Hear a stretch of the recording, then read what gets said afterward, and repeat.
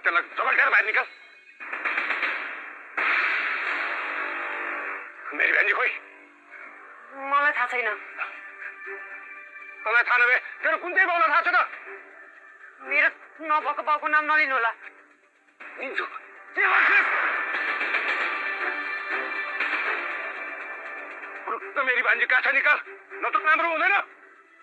के राम्रो हुँदैन? के गर्नुहुन्छ? के गर्नुहुन्छ? मैले चाहे भने तँलाई मारेर तेरो यही घरभित्र गाडिदिन सक्छु र कसैले पनि थाहा पाउँदैन।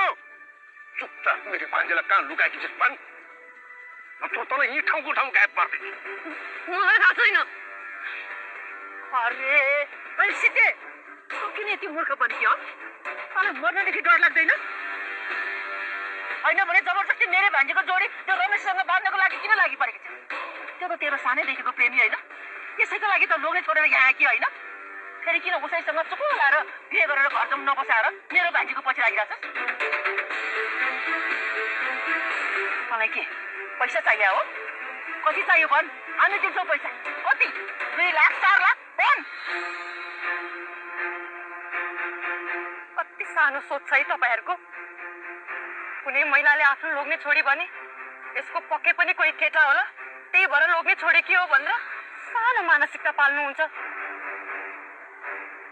लोग्नेसँग के भएर छुट्टेकी हो कसैलाई कारणको मतलब छैन। सबैलाई आफै न्यायाधीश भन्नुपर्छ। नारीको दोष देखाएर आफैले फैसला गर्नुपर्छ। छी, हाम्रो समाज